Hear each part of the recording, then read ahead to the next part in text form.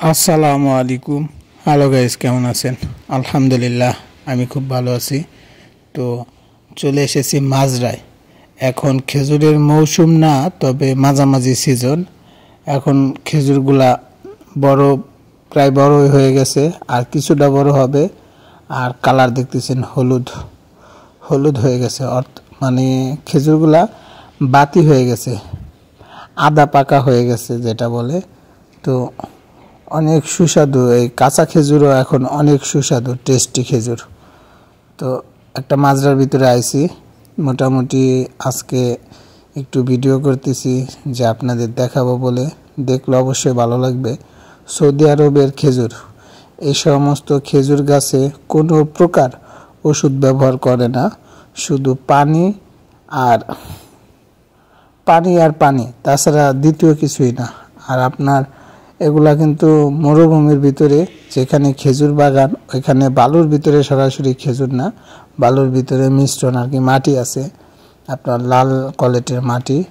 তো আপনার লাল বালু বললেই চলে, কিন্তু সত্যি কথা বলতে পাথরের ভিতরে তো কোনো কিছু সম্ভব না। এদেশের মাটি এরকম।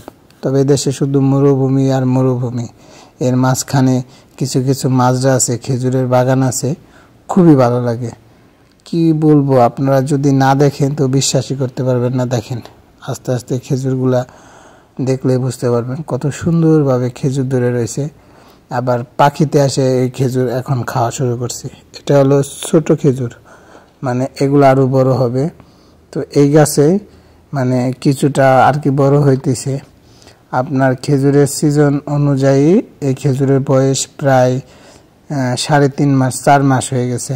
আরও মানে আপনার পুরো 1 বছর এই গাছে খেজুর থাকে। মানে আপনার এই খেজুর শুরু হয়েছে, খেজুর ছোট থেকে বড় হবে, পাকবে, এই খেজুর পায়রা ফলানোর পরে আবার ফল চলে আসবে।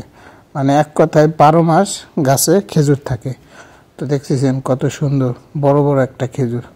আবার খেজুর গাছের পাশে কিন্তু এটা আপনার মালটা গাছ, এটা এখনও মানে কালো হয়ে রয়েছে। মানে এটা জানি না কি জাতের, তবে পাশে গাছ লাগাই রাখছে মালটা গাছ। তো কালো হয়ে রয়েছে, এটা হয়তো পাকলে কালার চেঞ্জ হবে, মানে বাতি হলে।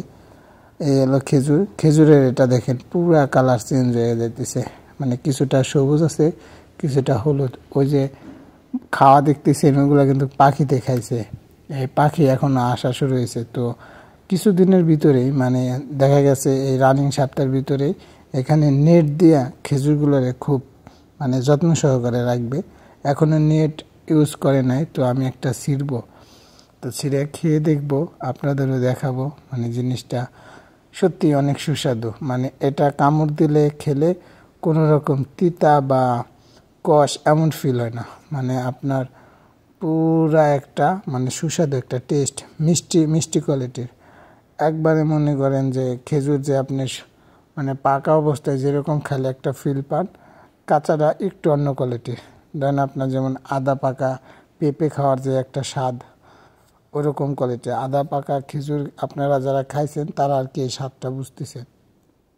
তো মাজরার উপরে হঠাৎ করে চাঁদ দেখা গেল, তাই একটা চাঁদেরও ভিডিও করলাম।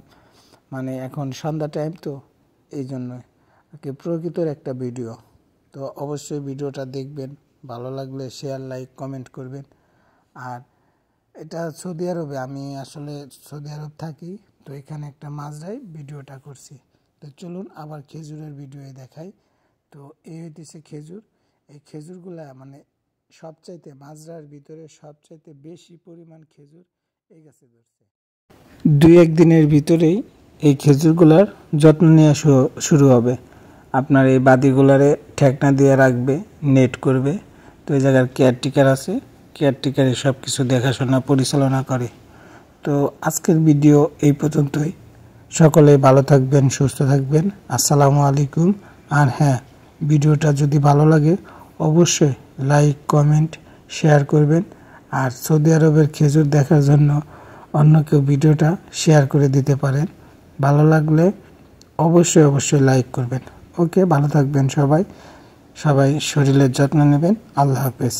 আজকের মতো ভিডিওটা এই পর্যন্তই।